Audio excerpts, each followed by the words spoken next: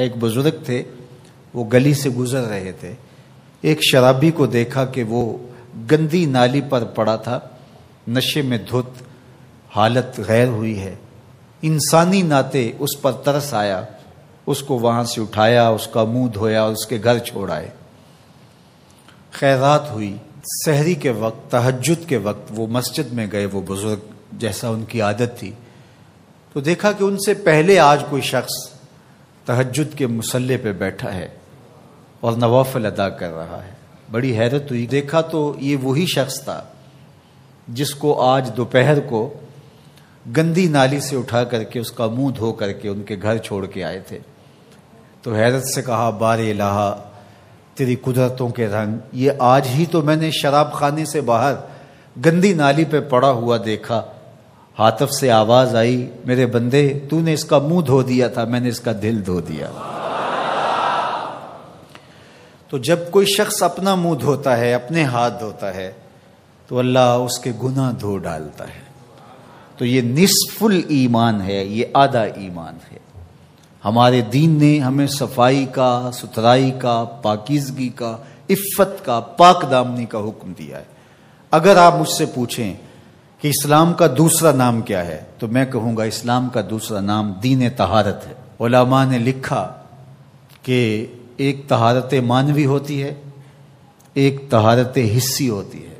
ہمارا دین متقاضی ہے اس بات کا کہ ہمارا دل شرک سے، کفر سے پاک ہو، ہمارا دماغ غرور سے، تکبر سے، اور ہمارا عمل ریا سے، ہمارا دل تصنع سے، بناوٹ سے، حقد، کینے اور بغض اور نفرتوں سے پاک ہو۔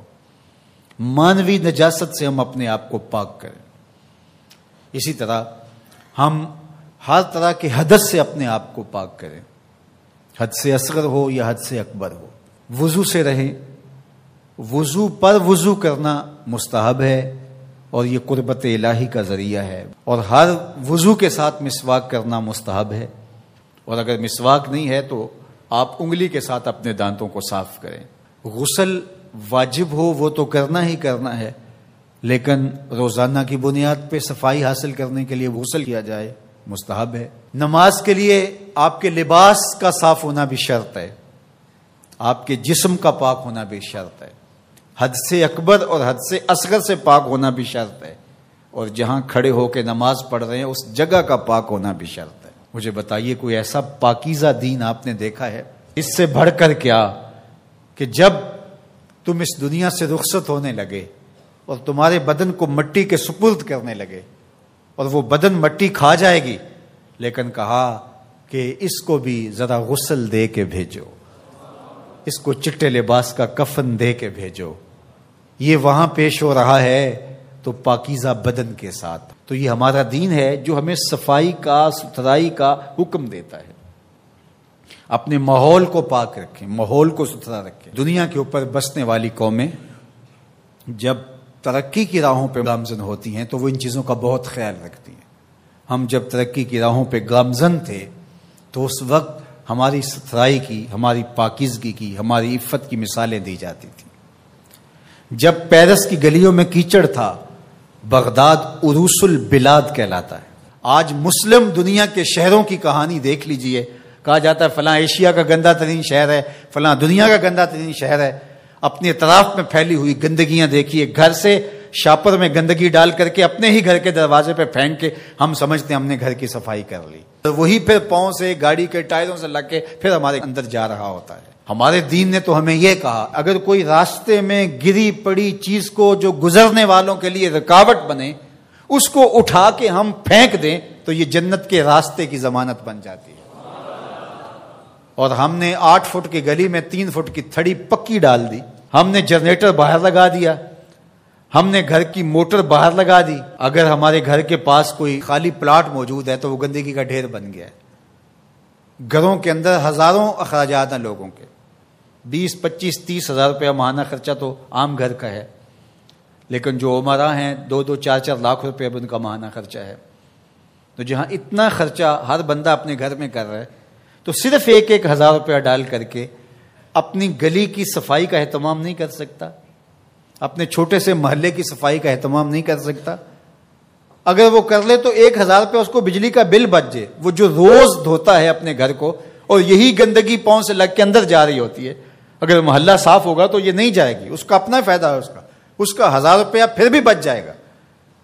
لیکن ہم اس کو کرنے کے لیے تیار نہیں. اپنے گھر کو صاف کر لیا اور باہر گندگی ڈال دی، اور دوسرے نے بھی اپنے گھر کو صاف کر لیا، باہر گندگی ڈال دی. راستے کے اندر گاڑی کھڑی کر دینا، چلتے راہ کے اندر ریت مٹی پھینک دینا، اور پھر 2 دن اس کو اٹھانا ہی نہ. لوگ اذیت سے گزرتے، کوئی بات نہیں. کس طرح کا معاشرہ بن گیا ہوا ہے.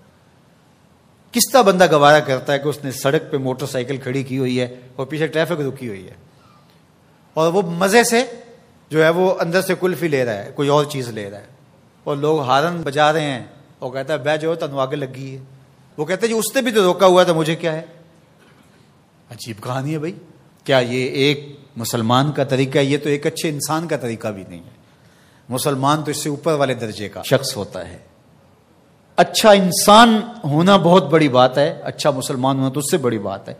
تو ہم سوچیں کہ جو ہمارے تیور، لچھن، طرز زندگی، انداز معاشرت ہے، وہ ایک اچھے مسلمان ہونے کی تو دور کی بات، اچھے انسان ہونے کی بھی نہیں ہے. تو ہمارا دین صفائی کا دین ہے، ہمارا دین پاکیزگی کا دین ہے. ماحول کی پاکیزگی سے لے کر ذات کی پاکیزگی تک، ظاہری پاکیزگی سے لے کے باطنی پاکیزگی تک، خیالوں کی پاکیزگی سے لے کے سوچوں کی پاکیزگی تک، طرز زندگی کی پاکیزگی سے لے کر انداز معاشرت کی پاکیزگی تک، ایک صالح، پاکیزہ، خوبصورت اور ستھرا معاشرہ تشکیل دینے کے لیے مجھے اور آپ کو کردار ادا کرنا چاہیے، اور ہمیں اپنے حصے کا کام کرنا چاہیے.